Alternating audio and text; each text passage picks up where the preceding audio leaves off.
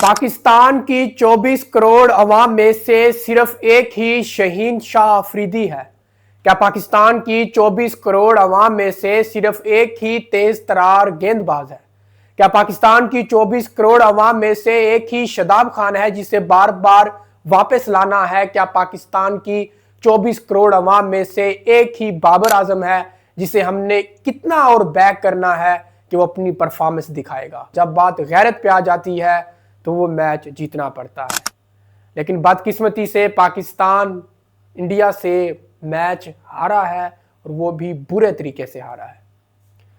पहला ओवर जब सलेमान अली आगा ने करवाया है, अभिषेक शर्मा को आउट भी कर लिया है, तो शहीन शाह अफरीदी ने आते सार ही वो जो उनका नया खिलाड़ी था, हमारे लिए तो नया ही खिलाड़ी था, ईशान किशन, जिसने भाई शहीन शाह अफरीदी को आते सार ही अटैक किया है और वहीं पर जो है उसका बल्ला खुल गया है।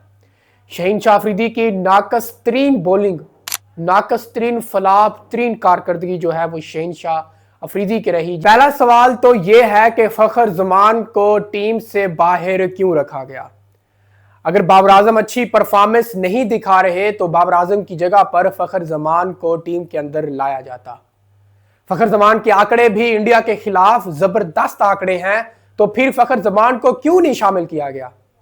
जब आपको पता था कि शहीन शाह अफरीदी अच्छी बॉलिंग नहीं करवा रहा तो शहीन शाह की जगह पर नसीम शाह या सलेमान मिर्जा को क्यों नहीं शामिल किया गया? ये कहां पे लिखा था कि हमने वही प्लेइंग 11 खिलानी है जो प्लेइंग 11 पिछले 2 मैचों में खेल रही थी?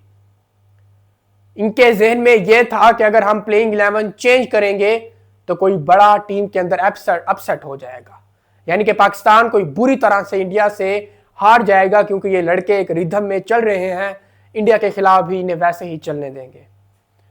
पाकिस्तान की अगर थोड़ी सी इज्जत बचाई है तो वो उस्मान खान ने बचाई है।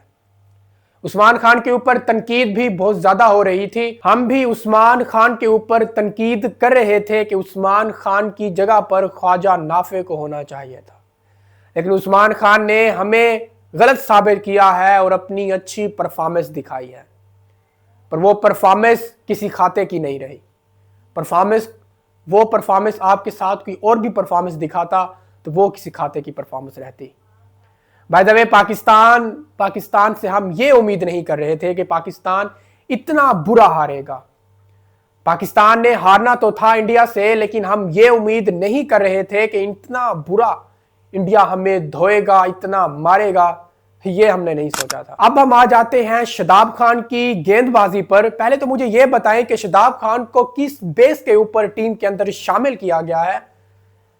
शादाब खान ने बिग बैश के अंदर क्या अच्छी परफॉर्मेंस दिखा दी, यानी कि आप उस लेवल से बंदों को उठा के लाओगे। अगर आप बिग बैश की बात करते हैं तो वहां पर हारिस रऊफ की भी अच्छी परफॉर्मेंस थी, लेकिन आपने हारिस रऊफ को शामिल नहीं किया। चले, वो अलग बात है, मीम्स बन रही थी कि शहीन शाह अफरीदी हारिस को बोल रहा था कि भैया मैंने आपकी कमी महसूस नहीं होने दी। और भाई आप कहां के प्रीमियम गेंदबाज हो?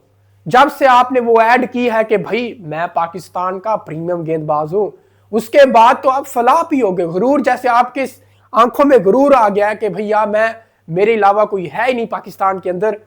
लेकिन अब शहीन शाह अफरीदी को, शादाब खान को, बाबर आजम को, इन तीनों खिलाड़ियों को ड्रॉप करना होगा। सीनियर खिलाड़ी हैं लेकिन इन्हें ड्रॉप करना होगा, नए खिलाड़ियों को मौका देना होगा। मैं वही बात दोबारा करना चाहूंगा, नाइंसाफी की गई है फखर जमान के साथ, नाइंसाफी की गई है सलेमान मिर्जा के साथ। जब आपको पता था कि बाबर आजम अच्छी परफॉर्मेंस नहीं दिखा रहा तो बाबर आजम की जगह पर फखर जमान को शामिल करना चाहिए था। जब आपको दिख रहा था कि शहीन शाह अफरीदी वैसी गेंदबाजी नहीं कर पा रहा था तो उसकी जगह पर भाई नसीम शाह या सलेमान मिर्जा को शामिल करना चाहिए था। यह आपने क्या किया है कि घटिया तरीन कॉम्बिनेशन के साथ आप ग्राउंड में उतरे हैं 6 स्पिनर्स को लेके। यार स्पिनर्स आपके इतने अच्छे हैं कि वो इंडिया के सामने टिक सके? क्या आपके पास कुलदीप यादव है? क्या आपके पास चक्रवर्ती है? क्या आपके पास इंडियन जैसे स्पिनर्स हैं? नहीं है।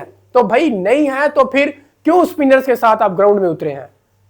सलेमान अली आगा, जब आपने 2 अच्छे ओवर्स करवा लिए थे, आई थिंक आपको 10 रन लगे थे, तो फिर आपने 2 ओवर और क्यों नहीं करवाए? जब ईशान किशन पाकिस्तान की फैंटी लगा रहा था और कुछ लोग ये बात कर रहे थे कि वहां पर उस्मान तारिक को लाना चाहिए था। तो मैं आपको बता दूं, अगर उस्मान तारिक उस टाइम आ जाते तो उस्मान तारिक का कैरियर खत्म हो जाना था, क्योंकि जिस लिहाज की वो बैटिंग कर रहा था वहां पर दुनिया के बड़े से बड़े स्पिनर्स भी फ्लॉप हो जाने थे।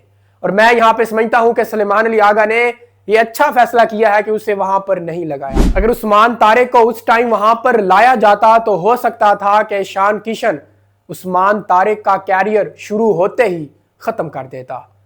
बरकैफ पाकिस्तान इंडिया से आठवीं बार हार चुका है, 8-1 हो चुका है मामला। पाकिस्तान की घटिया तरीन परफॉर्मेंस, घटिया तरीन क्रिकेट ने एक बार फिर साबित कर दिया है कि आप हमसे ज़्यादा उम्मीद ना लगाया करें। हमने आपको मायूस ही करना है, लिहाजा मैच भी ना देखा करें। बाइकआउट वाली बात ठीक थी, बाइकआउट कर लेते, इंडिया के साथ हम लोग ना खेलते, लेकिन पता नहीं क्या ही मसला था इन्हें कि दोबारा इंडिया के साथ जुड़ गए और मैच खेलने को तैयार हो गए।